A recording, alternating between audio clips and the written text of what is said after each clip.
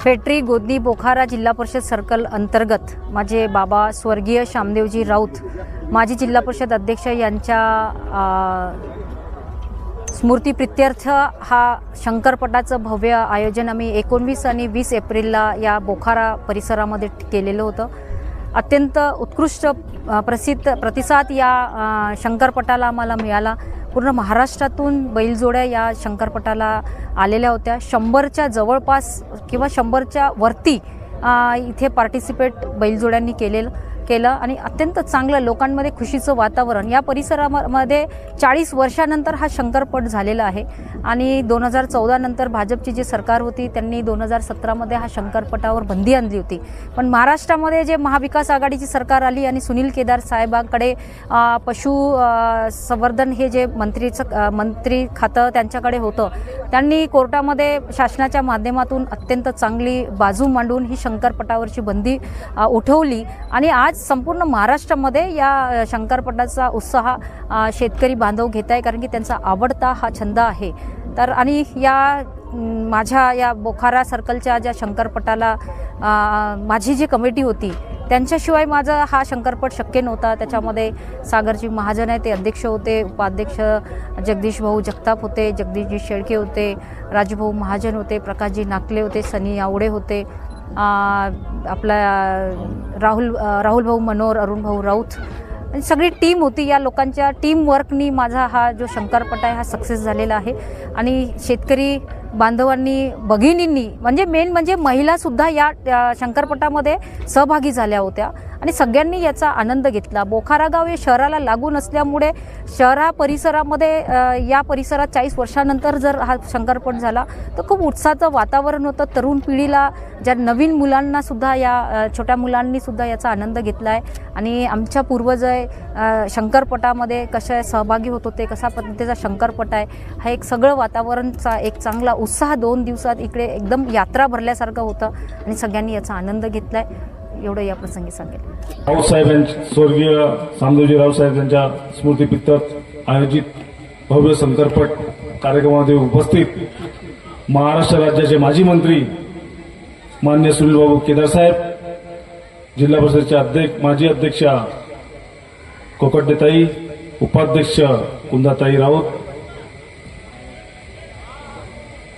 रत्नदीपजी रंगारी, अशोक भाऊ दलालजी, आमचे काका सुनीलजी रावत, मंचकावर उपस्थित सभा हिंगणा पंचायत समिती सभापती मनोहरताई, मंचकावर अश्विनजी बयास, सर्व सन्माननीय बंधू आणि भगिनींनो, ज्या पद्धतीने हा आयोजन करण्यात आलेला आहे, कारण की बोखारा हा गाव नसून 2000-2500 स्क्वेअर फीटच्या रेट आहे। इथं शंकरपट होत नसतो, परंतु ते कुंदाताईंनी ठरवलं की आपल्याला शंकरपट करायचे आहे। जागाही शोधली, मिळाली, आज चांगला असं आयोजन त्यांनी केलं आणि एक सक्सेसफुल यशस्वी शंकरपट इथं संपन्न झालेला आहे। त्याबद्दल सर्वप्रथम आयोजन जेवढं टीम कुंदाताई आणि आयोजनची जे टीम आहे त्या सर्वांचे अभिनंदन करतो की त्यांनी खूप सुंदर असा कार्यक्रम इथं आयोजित केलेला आहे।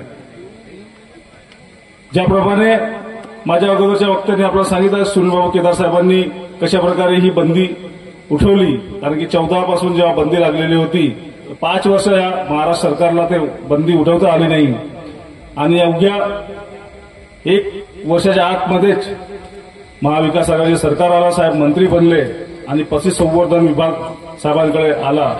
कोर्टामध्ये आपली बाजू त्या कोर्टाला समजून दिली का शेतकऱ्यांच्या का महत्व आहे ह्या शंकरपटाला आणि ते समजून देण्याकरता स्वतः शेतकऱ्यांच्या दुःख समजणं गरजेचे आहे।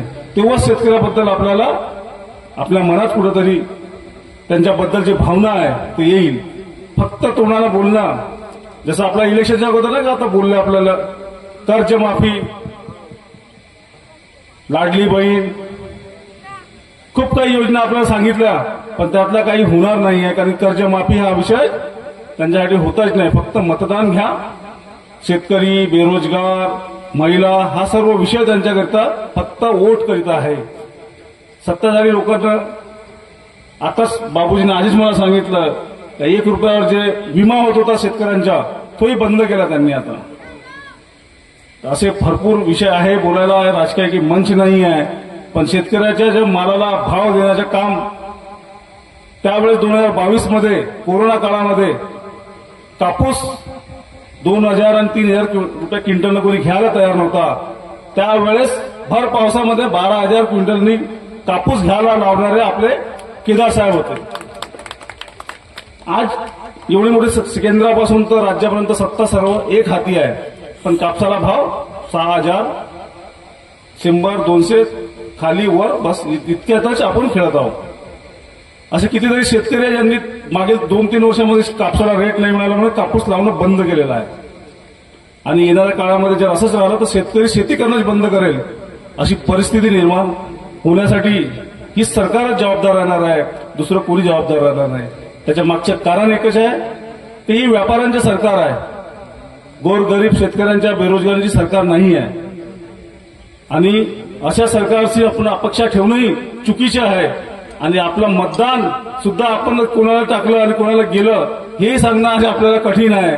कारण की कितीतरी तज्ञ आपल्याला सांगतात की ईव्हीएम मध्ये छेडछाड केली आणि जे सीटा आपल्या कन्फर्म असे होते, त्या बोखारा कधी मायनस होऊ शकते का आपल्याला, माझ्या गाव मायनस होऊ शकते का, पाटण सावंगी मायनस होऊ शकते का, साहेबांचे जे 25 वर्षात गाव कधी मायनस झाला तेही गाव आम्हाला मायनस आहे. म्हणजे कुठेतरी खेळ झालेला आहे. म्हणून ही रावणाची रावणगिरी राहिली नाही तर यांची अशी सत्ता राहणार नाही. आणि आपले लवकरच दिवस आपण परतून आणू एवढी आपल्याला गावे देतो. थांबतो. जय हिंद, जय महाराष्ट्र. जावई ज्यांना केदाराची पोरकी दिलेली आहे, सागर महाजन, माऊरजरी सरपंच नाव घ्याच का,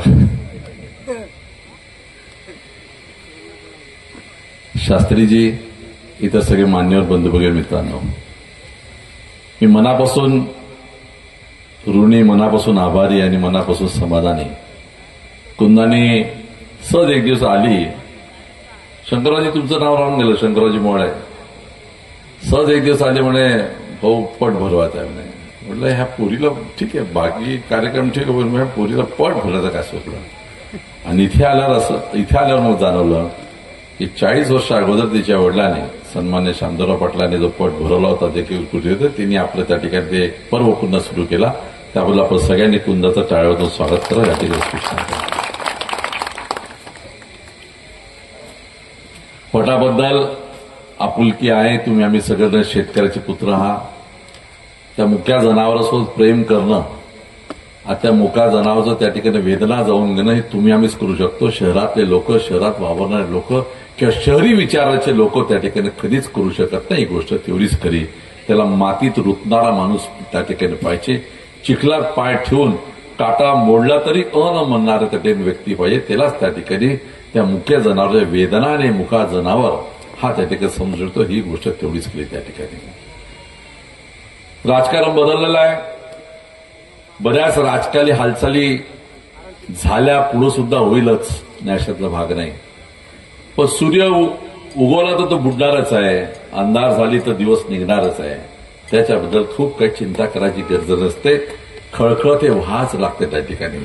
नदीने नेहमी आपल्याला वाहनं शिकवलेलं आहे आणि आपल्याला त्या ठिकाणी निसर्गाने नेहमी बदल हा अंगीकृत करून पुढे जाणं हे आम्हाला त्या ठिकाणी तशाच प्रकारचं आपण पुढे जातच आलं पाहिजे. अशा प्रकारचं मनतच तुमच्या पुढे व्यक्त करतो त्या ठिकाणी. पण कधी कधी काही जनरल लोक जरी नसले तरी विचारवंत लोक समोरही बसले आणि मागेही बसले आहे. मी एवढंच सांगतो कुदाळ काकाजी, मी एवढंच सांगू शकतो आपल्याला, आपण ते दिवस आपण पाहिलेले आहे. हा देश जेव्हा स्वतंत्रची लढाई लढत होता, जेव्हा ब्रिटिशांपुढं राष्ट्रपिता महात्मा गांधी, पंडित जवाहरलाल नेहरू या सगळ्यांनी जेव्हा हा त्या ठिकाणी एक स्वतंत्रता लढा त्या ठिकाणी सुरू केला होता, ब्रिटिशर्स लोक लाठ्या मारत होते, ब्रिटिशर्स लोक गोळ्या घालत होते आपल्याला. पण या देशातील व्यक्ती हा निहत्ता होता, तरी त्या ठिकाणी विचाराला पेटला होता आणि लढाई लढून आला होता त्या ठिकाणी. आणि त्यावेळेस लढाई न लढणारे कोण? स्वातंत्र्याच्या लढाईमध्ये जे लढाई लढत नव्हते ते ब्रिटिशांजवळ बसले होते त्या ठिकाणी, त्याची चाकरी करत होते. लढाई झाल्यानंतर जेव्हा लढाई जिंकलो पण स्वतंत्र झालो, स्वतंत्र झाल्यानंतर जेव्हा हा देश सगळ्या जातीपंथाचे लोक एकत्र कसे चालतील, सगळ्या जातीचे लोक बंधुत्वाच्या नाताना देश एकत्र कसा बांधून पुढे निघतील, ही विचार जेव्हा पुढे आलं तर त्या सगळ्या संघटित ठेवण्यासाठी देशाची त्या ठिकाणी असलेली राजपाट करण्यासाठी आपण संविधान लिहिलं. आणि संविधान ज्यावेळेस लोकसभेमध्ये मांडण्यात आलं आणि लोकसभेमध्ये संविधानाच्या ज्या चर्चा झाल्या त्या चर्चा नवीन पिढीनं आजही वाचल्या पाहिजे, माझं ठाम मत त्या ठिकाणी आहे. कारण जोपर्यंत तुम्हाला इतिहास कळणार नाही, जोपर्यंत पावळ कळणार नाही, तर खऱ्या अर्थाने इमारतीत तुम्हाला महत्व त्यांनी समजू शकत नाही. आणि म्हणून माझं सगळ्याला एकच सूचना आहे, आजकाल नवीन आधुनिक जग आहे. तुम्हाला गुगलवर जाऊ त्या सगळ्या आजही ते भाषण ऐकले पाहिजे तुम्ही, की त्यावेळेस संविधानाला ज्यांनी विरोध केला त्यांना कशा पद्धतीने विषय मांडले संविधानाच्या विरोधात. जे स्वातंत्र्य लढाईमध्ये नव्हते, ज्यांनी संविधानाला विरोध केला, आज ते सत्तेत बसले आहे आणि ते आपल्याला राष्ट्रभक्ती त्या ठिकाणी सांगतात. ही किती दुर्भाग्याचे विषय त्या ठिकाणी. हे का घडलं तर आम्ही कुठेतरी विस्कळीत होऊन गेलो होतो. त्या ठिकाणी आम्ही विचाराने एकामेकांसोबत एवढा त्या ठिकाणी भावना होऊन वेगळ्या भावनात वाहून गेलो आणि विस्कळीतपणानं आपण त्या ठिकाणी कामात ते भरकटलो आणि म्हणून ते लोक आज सत्तेत बसले. ते आम्हाला राष्ट्रभक्ती सांगतात. किती दुर्भाग्य होणार त्या ठिकाणी. शेतकऱ्याबद्दल आज सांगायला हरकत नाही. आज काही जरी म्हटलं आपण देश का स्वतंत्र करून घेतला, आपण देश स्वतंत्र घेतला कारण आम्हाला माणसासारखं जगता आलं पाहिजे, आम्हाला मनुष्य म्हणून जगता आलं पाहिजे, आमची नवीन पिढी ही आबाळाला हात लावण्यासारखी झाली पाहिजे, आम्हाला त्या ठिकाणी असलेला आम्हाला त्या ठिकाणी समृद्धी असली पाहिजे. त्या ठिकाणी शेवटी त्या ठिकाणी खिशामध्ये 2 पैसे असले तर नवीनची पिढी त्या ठिकाणी चांगली होते. आज समोर बसल्या सगळ्याला विचारतात, कोणाला असं वाटत नाही की त्याचे मुलं इंजिनियर डॉक्टर झाले पाहिजे म्हणून, कोणाला असं वाटत नाही त्याच्या मुलाला रोजगार मिळाला पाहिजे म्हणून, कुठल्याही आमच्या भगिनी ते बसलाय तिला असं वाटत नाही की तिच्या घरी रोज त्या ठिकाणी तिच्या घरच्या लोकांना चांगलं पक्वानं जेव वाढलं पाहिजे म्हणून त्या ठिकाणी सगळ्याच वाटतं. पण आज परिस्थिती आहे का तशी? याच्यावर कोणी येऊ म्हणून बोलते की त्या ठिकाणी? आज महागाई आभाळ फाडून त्या ठिकाणी आहे. घरचं इलेक्ट्रिक बिल भरा की घरच्या पोरांना दूध आणून द्या असा प्रश्न प्रत्येकाच्या मनामध्ये निर्माण झालाय की नाही झालाय ते प्रत्येकाला आपल्याच मनाला विचारच बनवू त्या ठिकाणी. याच्यासाठी आम्ही स्वतंत्र मिळवून नव्हतं घेतलं. आम्ही त्या ठिकाणी त्या ठिकाणी 2100 रुपये 1500 रुपये सबसिडी याच्यासाठी देश स्वतंत्र करून नाही घेतला. आम्ही देश स्वतंत्र घेतला तर सन्मानाने जगता आलं पाहिजे त्या ठिकाणी. आणि आज 77 वर्षानंतर आज सन्मानाचा विषय सोडा, पण आज खिन्न मनानं आपल्याला वावरा लागते. भेटते का कुठं नोकरी? माझ्या पोराची फीस कमी होऊ शकते का? दवाखान्यात गेलो तर बिल देता येत नाही, कळकळ मनामध्ये दुःख वेदना येऊन जाते. आम्ही डॉक्टर बिल कमी करते का रे, अशा प्रकारची भावना घेऊन आम्ही चालत असतो. शेतकरी त्या ठिकाणी आपला माल विकायला जातो, काका 2 पैसे जास्त मिळेल का? आज कुठल्या बाजारात जास्त भाव आहे? नागपूरला आहे, कळमेश्वरला आहे, सावनेरला आहे की त्या ठिकाणी त्या रामटेकला? अशा प्रकारचं शेतकरी का म्हणून अवस्था त्या ठिकाणी व्हावी. आणि आज हा मोठा प्रश्न निर्माण झालेला आहे. आणि म्हणून म्हणतो बंधूंनो, आपल्याला त्या विचारानं पुढे जावं लागेल, थोडा अभ्यास करावा लागेल, थोडा त्या ठिकाणी असलेलं पार्श्वभूमिका समजून घेणं गरजेचं आहे. आणि संविधानाचं महत्व काय आहे हे जोपर्यंत प्रत्येक नागरिकाला कळणार नाही तोपर्यंत देश पुढे जाणार नाही. दुर्दैवानं कधी कधी वेदना होतात मनाला त्या ठिकाणी की संविधानासंबंधी एका विशिष्ट वर्गाचेच लोक पुढे येतात. आम्ही सगळेजण शांत बसतो का? आम्ही तेली माळी कुणबी लोकांनी संविधानाची त्या ठिकाणी आम्ही फळं भोगले, चखले की नाही चखले? आम्ही लोकांनी समजा संविधान नसतं तर आम्ही सुद्धा आमचे वावरं वखरत राहिलो असतो, बैल हाकलत राहिलो असतो, पट खेळत राहिलो असतो. त्या ठिकाणी आमचे मुलं शिकले नसते त्या ठिकाणी, आम्हाला शहरामध्ये जागा मिळाल्या नसत्या, आम्हाला नोकऱ्या मिळाल्या असत्या त्या ठिकाणी. पण आज संविधानाच्या भरोसा आम्ही इथे पोहोचलो तर आमची सुद्धा तेवढीच जिम्मेदारी आहे. आणि त्या संविधानानं दिलेली लोकशाही सुद्धा जिवंत ठेवणं आपला कर्तव्याचा भाग आहे. मी आवर्जून मला मनापासून समाधान आहे की 5 वर्ष आम्ही या जिल्ह्यामध्ये आमच्या सगळ्या सहकार्य, आमच्या विश्वासू लोकांच्या माध्यमातून जिल्हा परिषद चालवली होती. ठणठणून जिल्हा परिषद चालू होती. पुऱ्या महाराष्ट्रात कोणी करू शकलं नाही. तसं पशुधनाच्या माध्यमातून समृद्धी काय असते तशी योजना या जिल्ह्यामध्ये करून दाखवली. कोणी केली नाही अशी पुरी महाराष्ट्रामध्ये 90% सबसिडी, 10%चा नुसतं अनुदान, 10% त्याचा सहभाग अशी योजना सगळ्या ओबीसी समाजाला देण्याची ती भूमिका वठवणारी पहिली जिल्हा परिषद नागपूर त्या ठिकाणी आहे. हा अभिमान त्या ठिकाणी आहे. ज्यावेळेस सौभाग्य होती त्या ठिकाणी रश्मिताई बरे जिल्हा परिषद अध्यक्षा होत्या.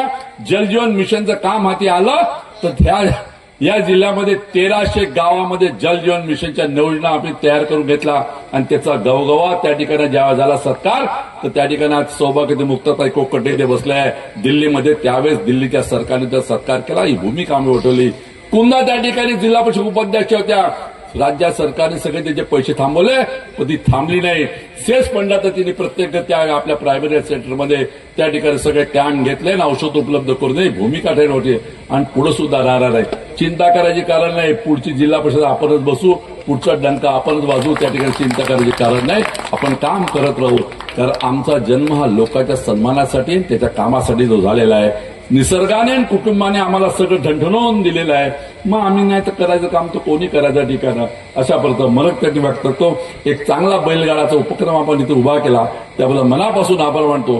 आणि आमच्या जावायला खूप चांगलं काम केलं. वेळ पसरी उद्या पाठसामध्ये पाहुणचार करायला आम्हाला त्याला अशा प्रकारे मन व्यक्त करतो. आपल्या शब्दाला विराम देतो. जय जय महाराष्ट्र. मार्गदर्शनामध्ये आम्ही काम करतो असे महाराष्ट्र राज्याचा बुलंद आवाज माजी मंत्री, माझे मार्गदर्शक कार्यक्रमाला आवर्जून उपस्थित झालेले आहे. तसेच आजच्या या कार्यक्रमाला रामटेक लोकसभेचे लाडके खासदार आदरणीय श्यामकुमार उर्फ बबलू भैया बर्वे, तसेच ज्यांनी 2.5 वर्ष सुनील केदार साहेबांच्या मार्गदर्शनामध्ये एक महिला म्हणून महाराष्ट्रात सत्ता नसताना सुद्धा नागपूर जिल्हा परिषदेचं अध्यक्षपद ज्यांनी अत्यंत उत्कृष्टपणे चालवलं अशा जिल्हा परिषदच्या माजी अध्यक्षा मुक्ताताई कोकटे, नागपूर पंचायत समितीच्या सभापती रुपालीताई मनोर, सावनेर पंचायत समितीचे माजी सभापती गोविंदभाऊ ठाकरे, माझ्यासोबत बोखारा पंचायत समितीच्या सदस्य असणाऱ्या माजी सदस्य अपर्णाताई राऊत, या ठिकाणी मंचगावर उपस्थित काँग्रेस कमिटीचे कार्याध्यक्ष अश्विनजी वैस, रावत काका, माझ्यासाठी आदरणीय पित्ततुल्य असणारे गुमथीचे तकीत काकाजी, रामदास काकाजी राऊत, कुदावडे काकाजी, अखंड काकाजी, रत्नदीप भाऊ रंगारी, अशोक भाऊ पाटील साहेब, मंचगावर उपस्थित सर्व माझ्या या गोदनी बोखारा सर्कलच्या माझ्या खांद्याला खांदा लावून चालणाऱ्या सर्व माझ्या महिला भगिनी, कडमेश्वर पंचायत समितीचे उपसभापती श्रावणदादा भिंगारे, या ठिकाणी ज्यांच्या मुळे हा कार्यक्रम शक्य झाला.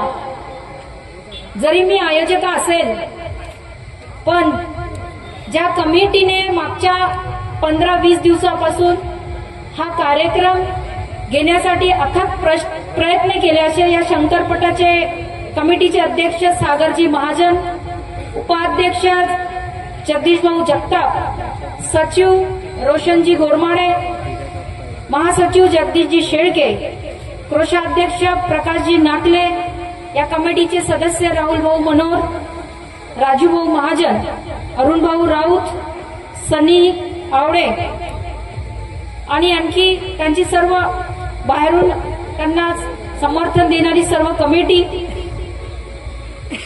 आम्ही पहिल्यांदाच या ठिकाणी हा शंकरपट घेतलेला आहे आणि या शंकरपटासाठी सुरेश भाऊ बोदाळे यांनी खूप साहेब आम्हाला मदत केली. त्याबद्दल त्यांचे मनापासून धन्यवाद. आणि घडीवाल्या भाऊचं तर काही सांगताच नाहीये. आमचे घडीवाले भाऊ जे धोटे भाऊ आहे त्यांनी सुद्धा आम्हाला खूप या पटासाठी मदत केली. त्यांचे सुद्धा या ठिकाणी मी मनापासून धन्यवाद देते. गावागावातून आलेल्या फेटरी बोखारा गोदनी सर्कलचे सर्व सरपंच, उपसरपंच, सन्मान्य ग्रामपंचायत सदस्य, माझ्यासाठी असणारे सर्व माझे आदरणीय पितातुल्य, माझ्या वडिलांच्या सोबत काम करणारे सर्व माझ्यासाठी आदरणीय पितातुल्य मंडळी, बंधू आणि भगिनींनो, वेळ खूप झालेला आहे. साहेबांचं भाषण आपल्याला ऐकायचं आहे. म्हणून ज्यांचे नाव सुटले असेल चुकीने, ते सर्व माझी उपसरपंच बोखारा, त्यांचं नाव घेणं आवश्यकच आहे, कारण की अख्ख्या महाराष्ट्रामध्ये बोखाराचं नाव खूप प्रसिद्ध केलेलं आहे. तर असे आमचे वैद भैया, त्यांनी थोडंसं ते कंट्रोलमध्ये ठेवलेलं बोखारा होतं. बाकी लोकांनी खूप प्रसिद्ध केलं, काउंट केलं, आपल्याला सगळ्याला माहित आहे. आणि सगळी मंडळी मागच्या 1 वर्षापासून सतत मी सुनील केदार साहेबांच्या आम्ही सोबत अध्यक्ष, मी आणि आमची सर्व जिल्हा परिषदची टीम शंकरपटामध्ये सहभागी झालो. लहानपणी पट पाहिला होता, त्याच्यानंतर जर पट पाहिला असेल तर साहेबांसोबत आम्ही सगळ्यात जास्त जर पट झाला असेल सावनेर विधानसभेमध्ये. आणि मग प्रत्येक पटाचा लाईव्ह साहेब माझ्या मोबाईलवर राहायचं. आणि आमच्या सर्कलचे सगळे तरुण मंडळी माझ्याकडे आले एक दिवस सकाळीच, आणि त्यांनी म्हटलं की ताई, आता आपल्याला पण एक पट घ्यायचा आहे, फक्त तुमचं सहकार्य पाहिजे. आम्ही बाकी सगळे कमिटी ठरवू, बाकी सगळ्या मेहनत आम्ही करू. आणि तसंच त्यांनी करून सुद्धा दाखवलं. पण या ठिकाणी मी आवर्जून सांगेल की ही जी परंपरा आहे, शेतकऱ्यांची आवडता छंद जो आहे शंकरपटाचा, हा पिढ्यानपिढ्या सुरू होता. पण 2017 मध्ये महाराष्ट्रामध्ये ज्यांची सरकार 2014 मध्ये आली, त्यांनी हा शंकरपटावर बंदी आणली होती.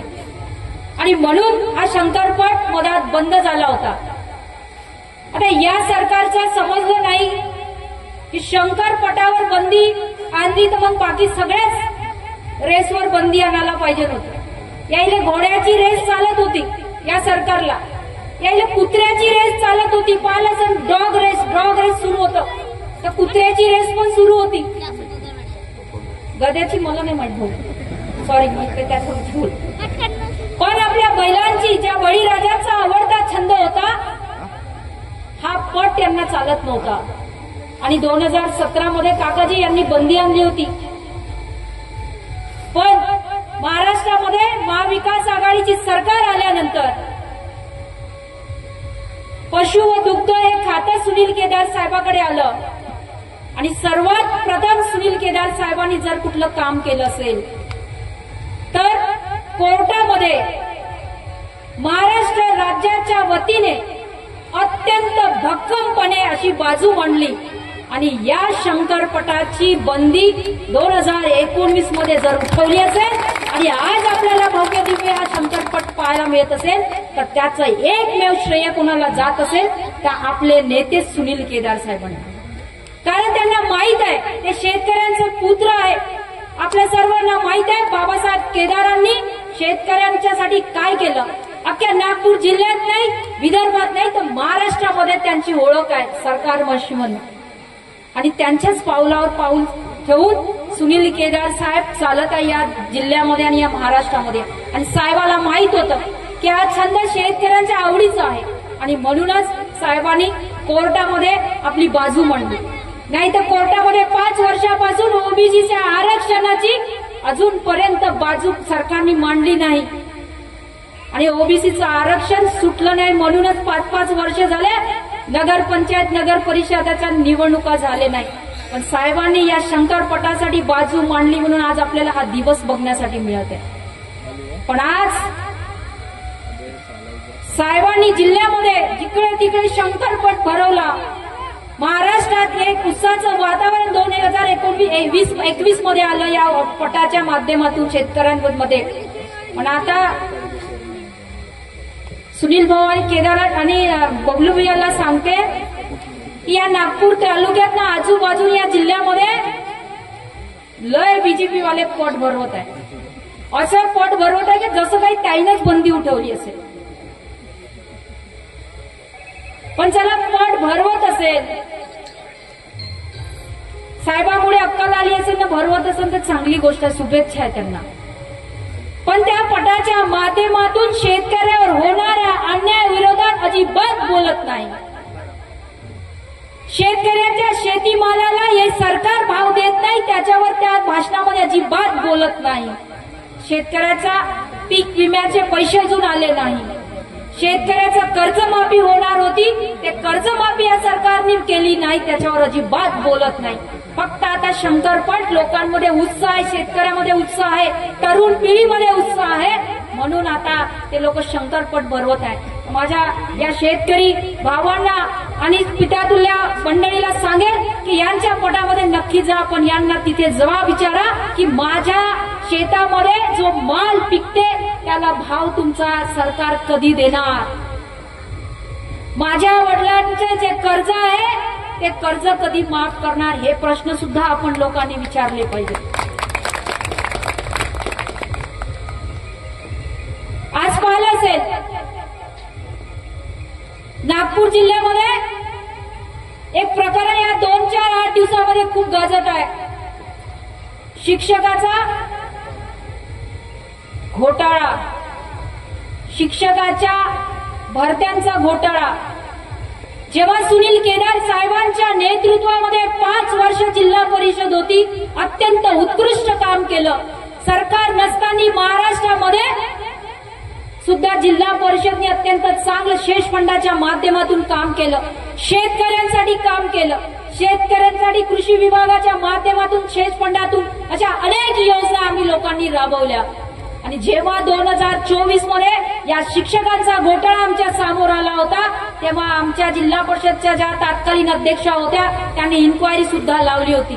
पण 2014 नंतरचा हा घोटाळा आहे, ही चॅनल इतकी मोठी आहे बंधूंनो, की जर हा घोटाळा त्यावेळेस आमच्या हातून जर बाहेर निघला असता तर यांच्या लोकांनी किती कारनामे केले तेव्हाच उघड्या आलं असतं.